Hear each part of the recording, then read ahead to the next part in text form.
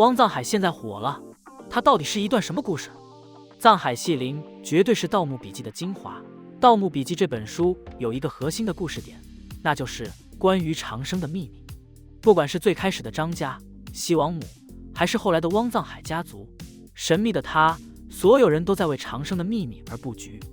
这其中，张家与西王母两者相辅相成，共同追求长生；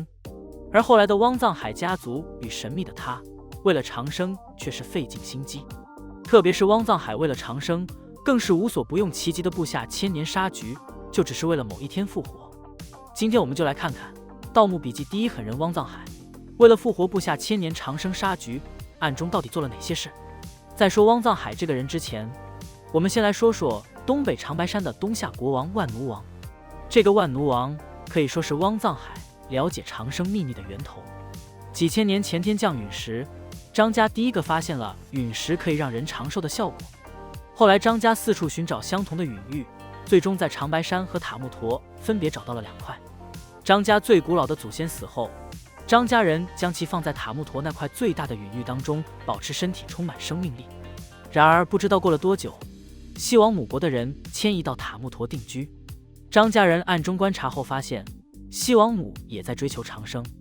因此当代张起灵出面和西王母达成合作关系，两家人都将自己的方法告诉对方，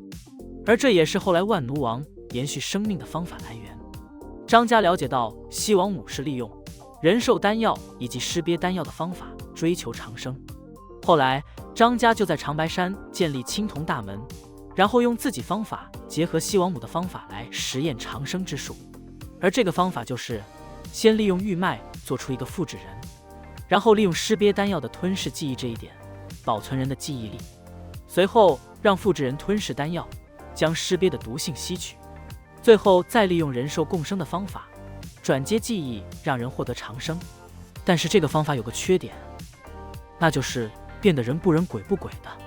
而且随着时间的流逝，万奴王发现这种方法虽然可行，但是自己的生命力和原始记忆在经过10几代的嫁接以后越来越弱。最终到了明朝初年，万奴王感觉到自己要死了，为了自己死后有一个风光大葬，他找人在明朝抓了一个风水建筑大师，而这个被抓的人就是我们要说的汪藏海。汪藏海当时作为大明朝官员时任工部员外郎，因为他精通风水学以及建筑技术，因此在大明工部也是一个技术宅的存在。而他也随着明朝初年的风云变幻，跟着刘伯温一路修建了南京明皇宫、北京明皇宫，因此他在这个过程中不断地训练了自己的看家本领，混得也是一个风生水起。然而就在他以为自己这辈子就这样平安度过的时候，老天爷让他的人生来了一个180度大转弯。万奴王暗中派人将汪藏海偷偷地从北京城里给逮到了东北长白山。因为万奴王手底下虽然能人众多，但是没有人精通建筑学，所以他们需要从大明找一个专家来修建万奴王的陵墓，而他们看上的人恰好就是汪藏海。汪藏海被抓到东北以后，也很快明白了万奴王的意思，因此为了活命，他也是战战兢兢地给万奴王修坟墓。而这座坟墓就是我们后来看到的云顶天宫。随着陵墓的逐渐完善，汪藏海却在这个过程发现了一个惊天的秘密。万奴王要求汪藏海将自己10几世的经历全都刻画在陵墓壁画中。刚开始汪藏海还以为这是每代万奴王的故事，然而他却发现东夏国只有一座帝陵，那就是自己正在修建的这一座。此时的汪藏海留了一个心眼，他很快将这10几世的记忆串联在一起，发现这10几代万奴王居然是一个人。这个发现惊呆了汪藏海，在他的认知里，人活100岁就算难得，而这个万奴王居然过了几百年，这简直是不敢想象。随后他在修建过程中不断探索万奴王的秘密，由此也发现了青铜大门、张家族西王母追求长生的故事，而汪藏海就此成为知道长生秘密的第一个凡夫俗子。汪藏海深知陵墓完成之时，或许万奴王就会让他陪葬，因此在修建过程中，他偷偷摸摸地为自己留了一个逃生通道。就在万奴王寿终正寝之时，汪藏海就利用这个暗道偷偷逃出了东夏国。汪藏海从长白山逃出来以后，一路隐姓埋名回到故乡。在路上，汪藏海深感自己一个人的力量太过于渺小，自己必须建立一个如同万奴王背后张家的组织。因此，汪藏海以汪家为根本，四处收罗奇人异士，最终建立了和张家争斗数百年的汪家长生集团。这个集团里面不只是汪家一家人，更多人是那些想追求长生的狂热分子。然而，这些人不知道的是，他们不过是汪藏海永生路上的垫脚石而已。随后，汪藏海带领这些人一路追查张家的行踪，而张家也感觉到自己被某种势力所跟随，但是他们无法找到这个势力。因此，在这个过程中，汪藏海得到了张家与西王母长生术的核心秘密。他带人远赴塔木陀，在西王母故地发现了尸鳖丹药和人兽共生的制作方法。而后，他又建立南海古墓，在里面不断的实验改进尸鳖丹药。最终，他成功的实验出西王母那种可以保存人类记忆的尸鳖丹药。然而，汪藏海在实验中发现，这种东西虽然让人机体永生，但是人的意识会被尸鳖吞噬。没有了意识的永生，那就如同行尸走肉一般，毫无意义。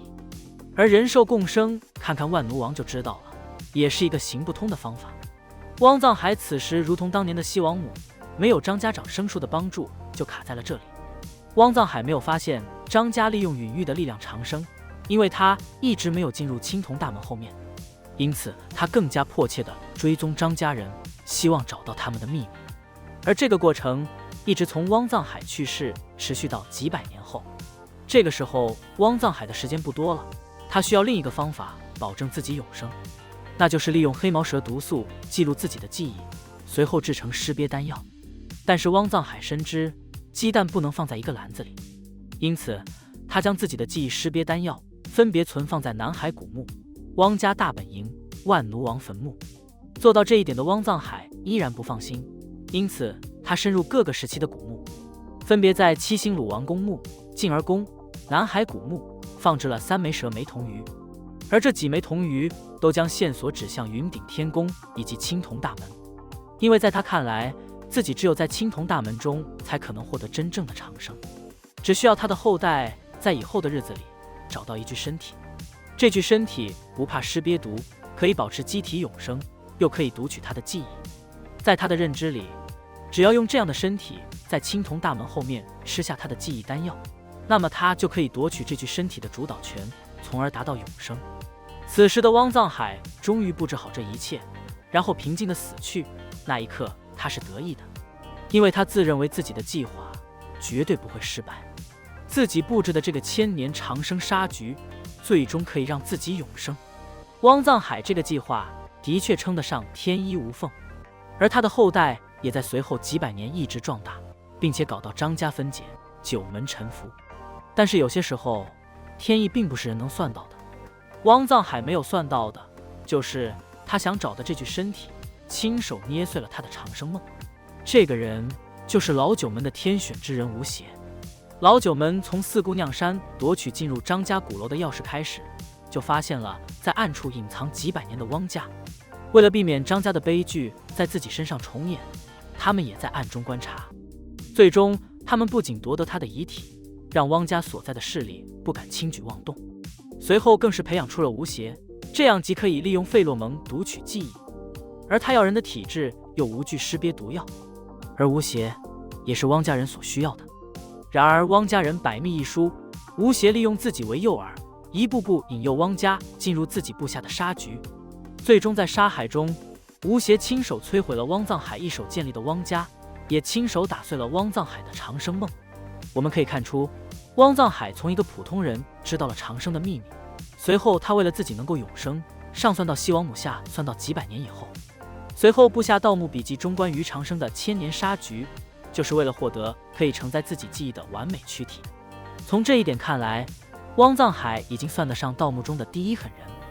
然而人算不如天算，当汪藏海心心念念的躯体出现时，他真正的主人却亲手打碎了汪藏海的永生梦。汪藏海是《盗墓笔记》的祖师爷，有他才有了《盗墓笔记》这个故事。原来《盗墓笔记》中那些千奇百怪的墓穴都是汪藏海设计的。这样一个人，他的经历一定非常精彩。